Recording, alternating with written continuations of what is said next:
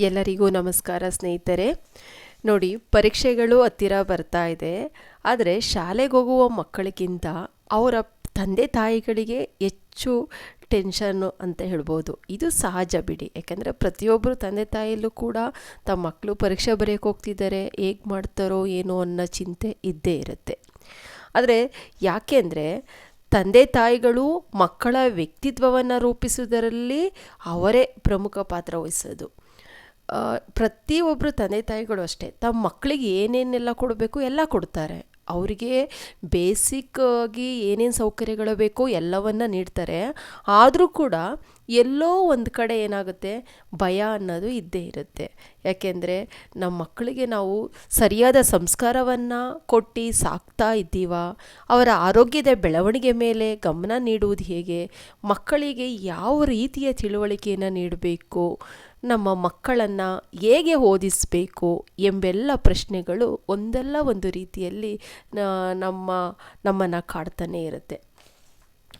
ಆದರೆ ಮಕ್ಕಳ ಓದುವ ವಿಚಾರಕ್ಕೆ ಬಂದಾಗ ಮರೆಯದೆ ನೆನಪಲ್ಲಿ ಇಟ್ಕೊಳ್ಳೋದು ಹೇಗೆ, ಓದಿದ್ದನ್ನು ಮರೆಯದೆ ನೆನಪಲ್ಲಿ ಇಟ್ಕೊಳ್ಳೋದು ಬರೀ ಮಕ್ಕಳಿಗೆ ಮಾತ್ರವಲ್ಲ, ದೊಡ್ಡವರಿಗೂ ಕೂಡ ಅನ್ವಯವಾಗುತ್ತದೆ.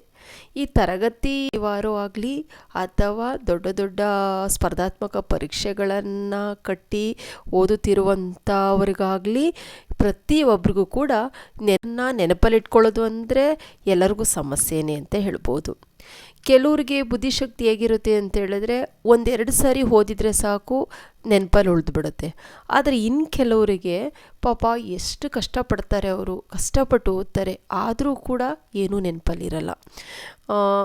ಇಲ್ಲಿ ಕೆಲವರು ಪಾಪ ಎಷ್ಟೋ ಜನರು ಏನು ಮಾಡ್ತಾರೆ, ಚೆನ್ನಾಗಿ ಓದಬೇಕು, ತಾವು ಏನಾದರೂ ಸಾಧನೆ ಮಾಡಬೇಕು ಅನ್ನೋ ಆಸೆ ಇದ್ದೇ ಇರುತ್ತೆ. ಆದರೆ ಅವರಿಗೆ ಓದೋದಕ್ಕೆ ಸಮಯ ಟೈಮ್ ಇರಲ್ಲ. ಆದ್ದರಿಂದ ಅವರ ಕನಸುಗಳು ಕನಸುಗಳಾಗಿಯೇ ಉಳಿಯುತ್ತೆ. ನೋಡಿ ಸ್ನೇಹಿತರೆ, ಏನೇ ಕಷ್ಟ ಬರಲಿ, ಎಂಥ ಕಠಿಣ ಪರಿಸ್ಥಿತಿ ಎದುರಾದರೂ ಕೂಡ ಸಿಕ್ಕಂಥ ಕಡಿಮೆ ಸಮಯದಲ್ಲಿಯೇ ಹೇಗೆ ಓದಿಕೊಳ್ಳುವುದು, ಓದಿದ್ದನ್ನು ನೆನಪಲ್ಲಿಟ್ಕೊಳ್ಳೋದು ಹೇಗೆ ಅನ್ನೋದನ್ನು ನೋಡಿ. ಮೊದಲದು ಎಲ್ಲದಕ್ಕೂ ಒಂದೇ, ಏನು, ಪ್ರಾಕ್ಟೀಸ್. ಅಂದರೆ ಮೊದಲೇ ಹೇಳ್ತಾರಲ್ವ, ಪ್ರಾಕ್ಟೀಸ್ ಮೇಕ್ಸ್ ಪರ್ಫೆಕ್ಟ್ ಅಂತ. ಅಂದರೆ ನಾವು ಎಷ್ಟೇ ಓದಲಿ, ಆದರೆ ಪ್ರತಿಯೊಂದನ್ನು ಕೂಡ ನಾವೇನು ಮಾಡಬೇಕು, ಪ್ರಾಕ್ಟೀಸ್ ಮಾಡಲೇಬೇಕು. ಈಗ ಪ್ರಪಂಚದಲ್ಲಿ ದೊಡ್ಡ ದೊಡ್ಡ ಸಾಧನೆಗಳು ಮಾಡಿದಂಥ ವ್ಯಕ್ತಿಯನ್ನು ತಗೊಳ್ಳಿ, ಅವರೆಲ್ಲ ದಿಢೀರಂತ ಮೇಲೆ ಹೋಗಿಲ್ಲ. ಅವರು ಸ್ಟೆಪ್ ಬೈ ಸ್ಟೆಪ್ಪು, ಅಂದರೆ ಹಂತ ಹಂತವಾಗಿ ಪ್ರಾಕ್ಟೀಸ್ ಮಾಡೇ ಅವರು ತಮ್ಮ ಗೋಲ್ಗಳನ್ನು ಮುಟ್ಟಿದ್ದಾರೆ. ಆದ್ದರಿಂದ ಪ್ರಾಕ್ಟೀಸ್ ಮಾಡಬೇಕು. ಇಲ್ಲಿ ಮೇಯ್ನಾಗಿ ಪ್ರಾಕ್ಟೀಸ್ ಜೊತೆಗೆ ಏನಿರಬೇಕು, ಎಫರ್ಟ್ ಮತ್ತು ಟೈಮ್, ಇವೆರಡು. ಅಂದರೆ ಮರೆಯದೇ ಇರೋಕ್ಕೆ ಏನು ಮಾಡಬೇಕು ಅಂದರೆ, ಓದಿದ್ದು ಮರೆಯದೇ ಇರೋದಕ್ಕೆ ಏನು ಮಾಡಬೇಕು ಅಂದರೆ ಎಫರ್ಟ್ ಮತ್ತು ಟೈಮ್, ಅಂದರೆ ಪ್ರಯತ್ನ ಮತ್ತು ಸಮಯ ಬೇಕೇ ಬೇಕು. ನೀವೇನೂ ಪ್ರಯತ್ನ ಮಾಡ್ದೇನೆ, ಏನೂ ಎಫರ್ಟ್ ಹಾಕ್ತೇನೆ ನೀವು ಡಿಸ್ಟಿಂಕ್ಷನ್ ಬರಬೇಕು ಅಂದ್ರೆ ಆಗುತ್ತಾ, ಅಥವಾ ಪರೀಕ್ಷೆಗಳಲ್ಲಿ ಹೆಚ್ಚು ಅಂಕಗಳನ್ನು ಪಡಿಬೇಕು ಅಂದರೆ ಅದು ಸಾಧ್ಯನಾ? ಇಲ್ಲ. ನೀವು ಎಫರ್ಟ್ ಹಾಕಬೇಕು, ಪ್ರಾಕ್ಟೀಸ್ ಮಾಡಬೇಕು, ಅದಕ್ಕೆ ಟೈಮ್ ಕೊಡಬೇಕು. ಅದಿದ್ದರೆ ನೀವು ಏನು ಮಾಡ್ತೀರಾ, ನಿಮ್ಮ ಗೋಲನ್ನು ನೀವು ಖಂಡಿತ ಮುಟ್ತೀರಾ.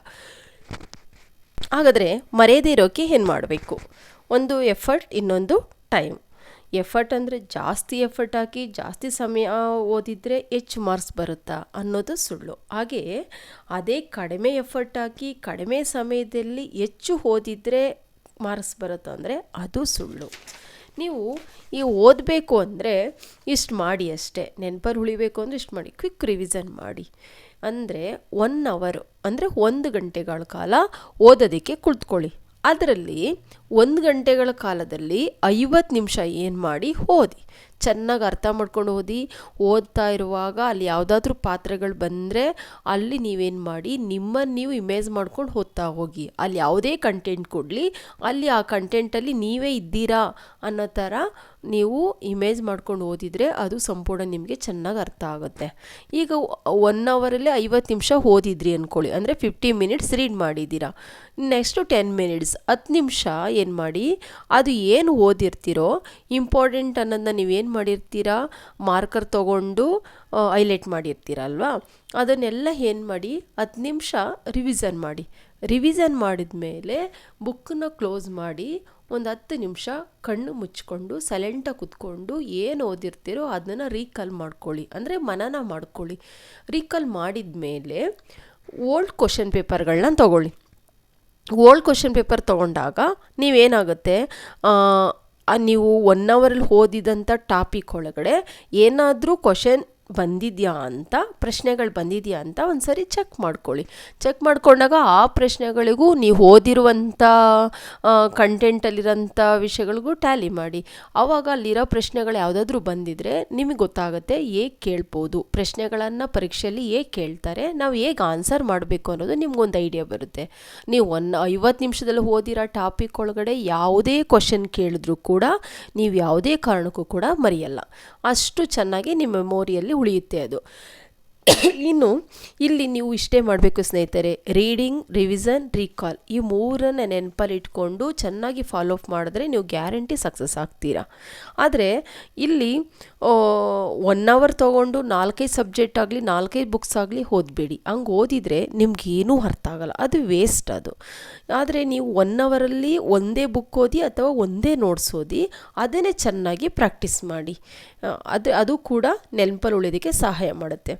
ಇನ್ನು ನೆಕ್ಸ್ಟ್ ಏನಪ್ಪ ಇಂಪಾರ್ಟೆಂಟ್ ಅಂತ ಹೇಳಿದ್ರೆ ಗ್ರೂಪ್ ಡಿಸ್ಕಷನ್ ಮಾಡಿದ್ರೆ ಏನಾಗುತ್ತೆ, ಗ್ರೂಪ್ ಡಿಸ್ಕಷನ್ ಮಾಡ್ತೀನಿ ಅಂತ ನೀವು ಒಂದು 3-4 ಅವರ್ಸ್ ಕುತ್ಕೊಳ್ಳೋದಲ್ಲ, ನೀವು 1 or 2 ಅವರ್ಸ್ ಮಾತ್ರ ಕುತ್ಕೊಳ್ಳಿ. ಅಂದರೆ 1 ಗಂಟೆ ಇಲ್ಲಾಂದರೆ 2, ಮ್ಯಾಕ್ಸಿಮಮ್ ಅಂದರೆ 2 ಅವರ್ಸ್ ಕುತ್ಕೊಂಡು ಓದಿ. ಅದರಲ್ಲಿ ನೀವು ಗ್ರೂಪ್ ಡಿಸ್ಕಷನ್ ಮಾಡುವಾಗ ಏನು ಮಾಡಬೇಕು, 2 ಮೆಂಬರ್ಸ್ಗಿಂತ ಕಡಿಮೆ ಇರಬಾರ್ದು, 4 ಮೆಂಬರ್ಸ್ಗಿಂತ ಹೆಚ್ಚಿರಬಾರ್ದು. ಅಂದರೆ ಇಬ್ಬರು ಇರಬೇಕು, ಇಲ್ಲ 4 ಜನ ಇರಬೇಕು. ಮ್ಯಾಕ್ಸಿಮಮ್ ಅಂದರೆ 4, ಮಿನಿಮಮ್ ಅಂದರೆ 2.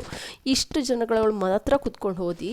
ನೀವು ಒಂದು 4 ಮೇಲೆ ತೊಗೊಂಡ್ರೆ, ಒಂದು 5-6 ಜನ ತೊಗೊಂಡ್ರೆ ಏನಾಗುತ್ತೆ, ಅಲ್ಲಿ ಜಾಸ್ತಿ ಜನಸಂಖ್ಯೆ ಆದಷ್ಟು ನೀವು ಗ್ರೂಪ್ ಡಿಸ್ಕಷನ್ ಮಾಡುವಾಗ ಏನಾಗುತ್ತೆ, ನೀವು ಆ ವಿಷಯ, ಈಗ ನೀವು ಯಾವ ಉದ್ದೇಶಕ್ಕೆ ಓದ್ತಾ ಇದ್ದೀರೋ, ಯಾವ ಟಾಪಿಕ್ ಓದ್ತಾ ಇದ್ದೀರೋ ಆ ವಿಷಯದ ಬಗ್ಗೆ ನೀವು ಮಾತಾಡಲ್ಲ.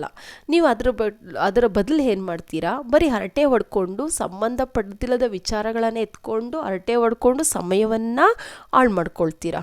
ಅದಕ್ಕೆ ಆ ಥರ ಮಾಡಬೇಡಿ. ಯಾವಾಗಲೂ ಡಿಸ್ಕಷನ್ ಮಿನಿಮಮ್ 2 ಮೆಂಬರ್ಸ್ ಇರಲಿ, ಮ್ಯಾಕ್ಸಿಮಮ್ ಅಂದರೆ 4 ಮೆಂಬರ್ಸ್ ಇರಲಿ.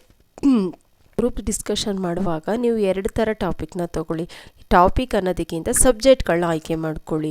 ಯಾಕೆಂದರೆ ಎಲ್ಲರಿಗೂ ಕೂಡ ಒಂದು ಟಫ್ ಸಬ್ಜೆಕ್ಟ್ ಅಂತ ಇರುತ್ತೆ, ಇನ್ನೊಂದು ಈಸಿ ಸಬ್ಜೆಕ್ಟ್ ಅಂತ ಇರುತ್ತೆ. ಅಂದರೆ ಸ್ಕೋರಿಂಗ್ ಮಾಡೋ ಸಬ್ಜೆಕ್ಟು ಮತ್ತು ಸ್ವಲ್ಪ ಟಫ್ ಆಗಿರೋ ಸಬ್ಜೆಕ್ಟು ಎರಡನ್ನೂ ಸೇರಿಸಿ ಒಟ್ಟಿಗೆ ಡಿಸ್ಕಷನ್ ಮಾಡಿ.